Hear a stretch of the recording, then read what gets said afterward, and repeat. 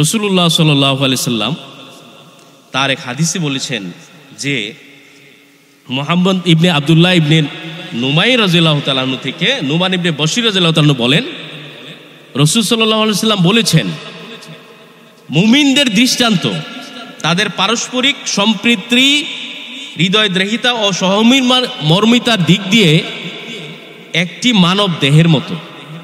মুমিনদের দৃষ্টান্ত কি? একটা মানব দেহের মতো।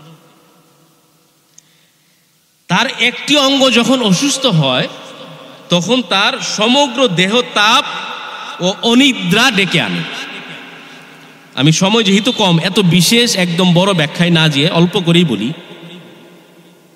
যে মানুষ মুমিন যখন হয়, আপনি সিঙ্গারের মুমিন, আমি ঢাকার মিরপুরে থাকি, আরেকজন ঢাকার আপনার হচ্ছে নবাবগঞ্জে থাকে, আরেকজন কেরানীগঞ্জে থাকে, আরেকজন টাঙ্গাইলে থাকে, আরেকজন বরিশালে থাকে।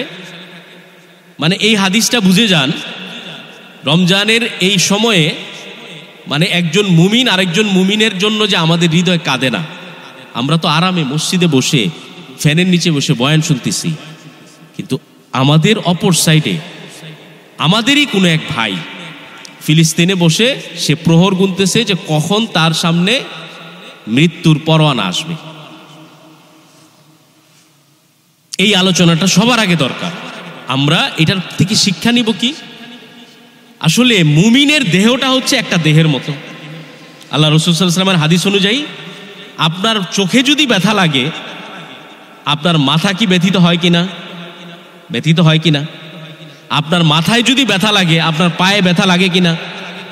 যদি এমন মনে করেন যে আমার তো মাথায় ব্যথা, আমি চলে যাই আপনার হচ্ছে মানিকগঞ্জে গিয়ে আমার মাথায় ব্যথা, আমি তো পা দিয়ে যাবো, তা আমার সমস্যা কি? কিন্তু রাসূল সাল্লাল্লাহু আলাইহি ওয়াসাল্লাম বলতেছেন, যখন পৃথিবীর যে কোনো প্রান্তে একজন মুমিন যদি কষ্টে থাকে, আপনি সিঙ্গারের মুসলমান, আপনার হৃদয়ে যদি আঘাত না লাগে, আপনি পরিপূর্ণ মুমিন, কামেলে মুমিন হতে পারেন নাই। এটা আমার কথা না, রাসূলুল্লাহ সাল্লাল্লাহু আলাইহি সাল্লাম বলেছেন, একটা মুমিন, সমগ্র মুমিন হচ্ছে একটা দেহের মতো। তার দেহের যে কোনো একটা যদি কষ্ট পায়, সেম ভাবে তার সমগ্র দেহটাই সেইভাবে কষ্টে আক্রান্ত হয়। আজকে আপনাদের এই জুমার মাধ্যমে সমগ্র মুমিনদের, মুসলমানদের কাছে আমাদের আহ্বান, আমরা কি করতে পারি? আমরা কি যুদ্ধ করার জন্য আমরা বের হয়ে যাব? ইসলাম আপনাকে তা বলে না। আপনি আপনার জায়গায় বসে আপনাকে অন্তত ইবাদতের মাধ্যমে, আমাদের এই আজকের বয়ানের শুরুতেই কথাটা বলে দেই, প্রতিদিন অন্তত 2 রাকাত নামাজ শুধু ফিলিস্তিনের মুমিনদের জন্য পড়ুন। কার জন্য ভাই? ফিলিস্তিনের মুমিনদের জন্য। এত ছোট ছোট বাচ্চারা মারা যাইতেছে। আপনার বাচ্চা যদি একটা আপনার হচ্ছে রাস্তায় আপনার হচ্ছে ইয়াতে পয়রা মারা যায়, আপনি চিন্তা করেন তো যে আপনার দিলে কতটুকু আঘাত লাগবে। আমার ভাই বোনেরা সেখানে এমনভাবে আক্রান্ত হচ্ছে যেটা অকল্পনীয়। মানবতার সমস্ত ধাপ সেখানে শেষ করে ফেলছে।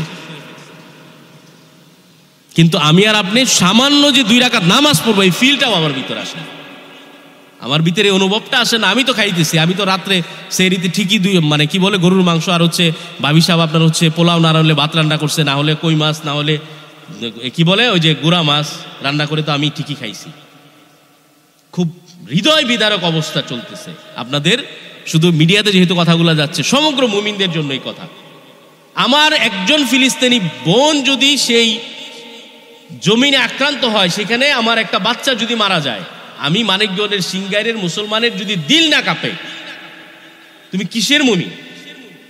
তোমাকে কে মুমিন বলছে? ওই দিল আমার এই জমিনে বসে কাঁপতে হবে, এবং আমাকে এমন ভাবে আমাকে প্রস্তুত থাকতে হবে, যদি কখনো আমাদের বাংলাদেশে শরিয়া অনুযায়ী কোনো সরকার এসে আমাদেরকে বলে যে এখন যুদ্ধে যেতে হবে, সেই যুদ্ধের জন্য আমাদের প্রস্তুত থাকা লাগবেই লাগবে। আমি বলতেছি না আপনি অস্ত্র নিয়ে আপনি বের হয়ে যান, না, এটা ইসলাম এটা তা বলে না। আপনার গভর্নমেন্ট যদি, আপনার সরকার যদি আপনাকে বলে যে এই পরিস্থিতি তৈরি হয়েছে, এখন তোমাকে যেতে হবে ফিলিস্তিনি মুসলমানদেরকে বাঁচানোর জন্য, তখন আপনি যাই।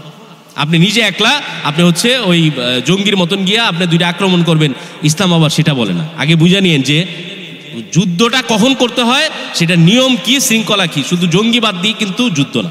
আমরা অনেকে মনে করি যে আমরা দুইজন চলে গেলাম, আমরা গিয়ে একটা কিছু করে ফেলবো, ওই জিনিসটা আপনার হচ্ছে সমাধান না। যদি কখনো ইসলামিক হুকুমত এসে আমাদেরকে বলে যে তোমাকে যুদ্ধে যেতে হবে, সেই সময় আমরা প্রস্তুত আছি না ভাই? ইনশাল্লাহ প্রস্তুত আছি না ভাই? নিজের জীবনটা দেন না রবের রাস্তায় বিলিয়ে। আরে জীবন তো একটাই পাইছেন, তো এই জীবনটারে মূল্যায়ন করেন। খালি কি বউয়ের জন্য বাচ্চার জন্য করবেন না, না তা বলি না বাবা, এটাও আপনার ডিউটি, এটাও আপনাকে আল্লাহ বলছে।